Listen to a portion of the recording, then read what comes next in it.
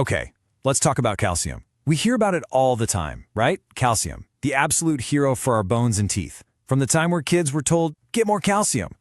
But what if I told you that hero has a bit of a dark side?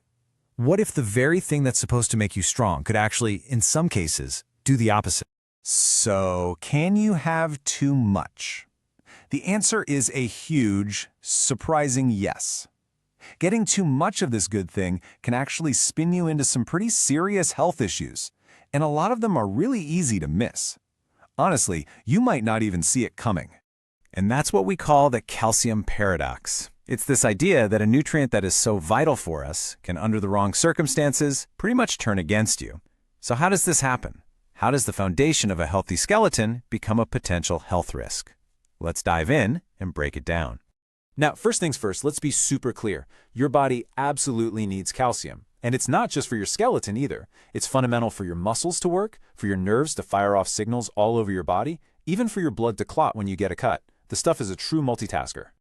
Okay, so if it's so important, how in the world do you know when you've crossed that line from healthy to, well, harmful? Your body does try to tell you, but the signals can be kind of subtle at first. Let's look at the signs of a calcium overload, which is technically called hypercalcemia. One of the most common early signs is just feeling completely wiped out all the time. When you've got way too much calcium just floating around in your blood, it can actually mess with how your muscles work. And that leads to this feeling of weakness and just constant fatigue. You ever have those days where you feel like you just can't drink enough water and you're always running to the bathroom? That could actually be a clue. It means your kidneys are working overtime, trying really hard to filter out all that extra calcium. That makes you have to go more often, which, you guessed it, makes you feel thirsty all the time. And yeah, your digestive system can take a hit too.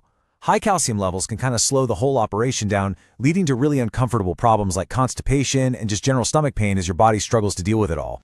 And if you don't get it sorted, high calcium can lead to some really serious stuff.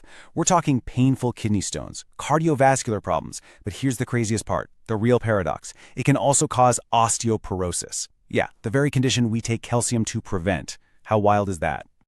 Hearing that you can get bone loss from too much calcium is pretty confusing, right? So it begs the question, what's causing this dangerous imbalance in the first place? I can tell you it's almost never as simple as just drinking too much milk. Usually there's some underlying medical thing that's throwing your body's calcium thermostat completely out of whack. The number one cause, by a long shot, is something called hyperparathyroidism. So think of your parathyroid glands like the thermostat for calcium in your body. When they're working right, they keep the levels perfect. But with this condition, the thermostat is basically broken and it's stuck on high, so it's constantly pulling calcium out of your bones and just dumping it right into your bloodstream. Now, while hyperparathyroidism is definitely the main offender, it's not the only thing to look out for. Other serious conditions like certain cancers or an overactive thyroid can also be the culprit. But look at that last point, too much vitamin D. That's one we can actually control. And this shows you exactly why vitamin D is such a big deal here. It's basically calcium's partner in crime for absorption. A healthy amount, perfect system. But if you start going way overboard with the supplements, you're pretty much forcing your body to suck up way too much calcium from your food, and that creates a dangerous surplus in your blood.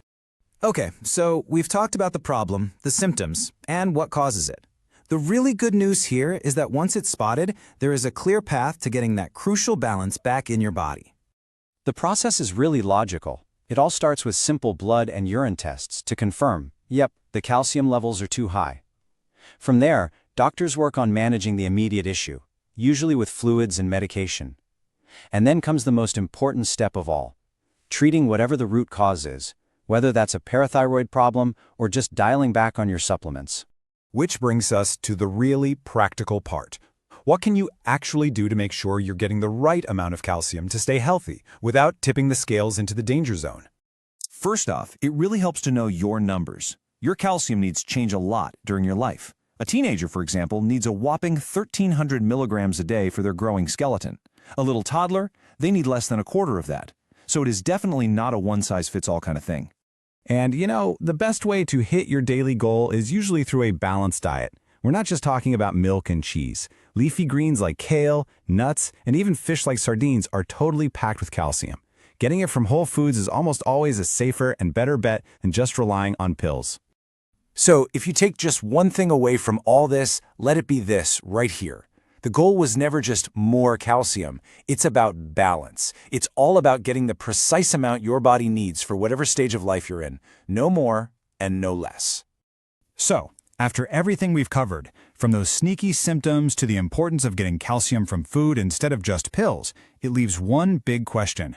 Is your calcium in balance?